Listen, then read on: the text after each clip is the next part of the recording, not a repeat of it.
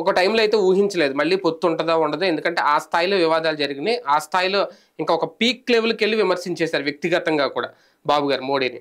అలాంటి వ్యక్తితో మళ్ళీ పొత్తు పెట్టుకోవడం రాజకీయంగా బలాబలాలు చూసుకోవడానికో లేదంటే ప్రభుత్వాన్ని దించడానికో అని అనుకుంటే, వ్యక్తిగతంగా కూడా నేను నా వేదిక మీద ఒకరినొకరు పొగుడుకోవడం అంటే బాబు గారిలో మార్పు వచ్చిందా, బాబు గారి మార్పుని చూసి మోడీ కూడా మారారనుకోవాలా? ఎలా చూడాలి వాళ్ళిద్దరి మధ్య బంధాన్ని?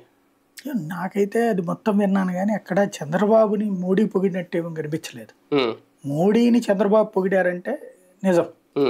మోడీ చంద్రబాబు గురించి ఒక్క మొక్కే మాట్లాడింది.